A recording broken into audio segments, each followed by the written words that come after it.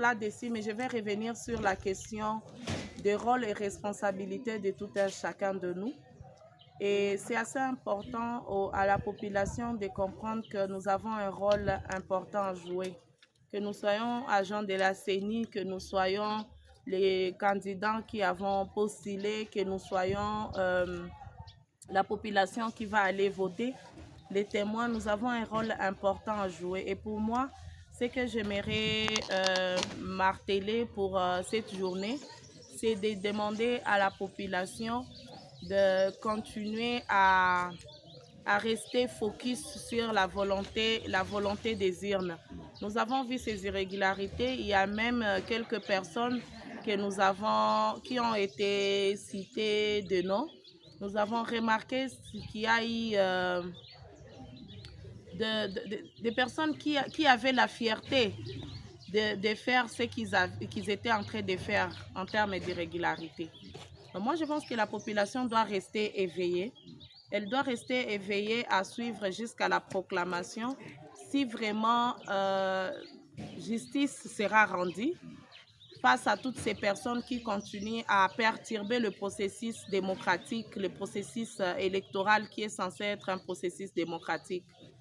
Il y a certaines personnes qui sont en train de s'accrocher seulement du côté des résultats au niveau des présidents ou de la magistrature suprême.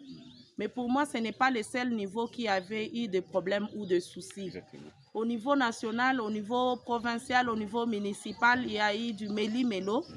Et nous avons appris même qu'il y a eu quelques arrestations.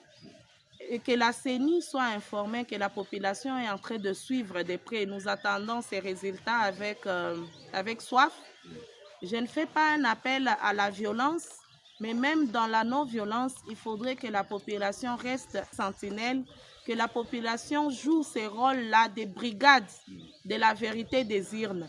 C'est assez important. En fait, nous, en tant que politiques, on peut être limité, mais la brigade de la volonté du peuple, de la réalité de ce qui devrait se passer reste la société civile, reste les personnes, la population qui s'est engagée. Donc, rester cette brigade jusqu'au résultat pour que nous puissions, toutes les personnes puissent se retrouver dans leurs droits. En tout cas, moi, je vais commencer d'ailleurs par remercier la communauté de Goma, donc, qui m'a accompagnée jusqu'aux urnes. Ça n'a pas été facile parce qu'il y a eu beaucoup de gens qui sont rentrés sans même avoir la grâce de voter, bien que c'est un droit, mais il y a eu quelques privations de ces droits aussi. Je remercie tous qui m'ont accompagné parce que je n'ai pas encore fini la compilation, mais déjà de quelques résultats que j'ai eu de PV, quand même, je me suis fait accompagner jusqu'aux urnes par la population de Goma. Et cela, c'est un encouragement pour moi parce que je me dis, c'est que le travail que j'ai fait et la mission que je me suis assignée à aller faire, à servir mon peuple, est validée par la population de Goma.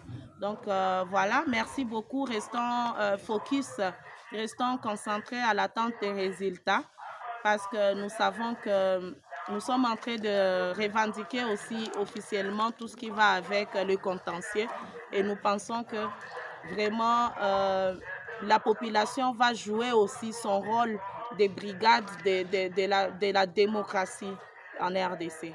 Effectivement, c'est la justice, non seulement tout le processus tel que le prévoit la loi, elle doit jouer son rôle.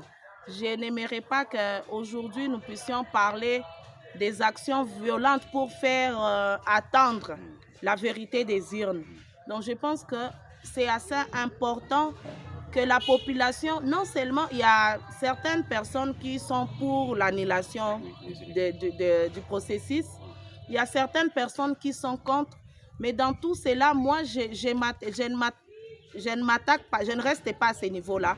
Je vais vers la responsabilité individuelle des personnes qui ont orchestré, qui ont alimenté ces irrégularités. Il y a certaines personnes qui sont déjà connues, citées par des témoins et tout. En fait, vraiment que nous puissions voir ces rôles-là, la prise en compte du travail que devraient jouer les témoins. Cette nuit-là, la journée, toute la journée et tout. Pas seulement toute la journée, parce que nous avons observé les élections qui se sont passées pendant plus d'une journée, pendant plus de 3 jours. Donc, c'est assez important devoir d'abord écarter toutes ces personnes qui ont été les acteurs principaux des irrégularités et par après qu'on puisse revenir sur d'autres questions dans la non-violence pour voir comment est-ce que la vérité des urnes sera priorisée.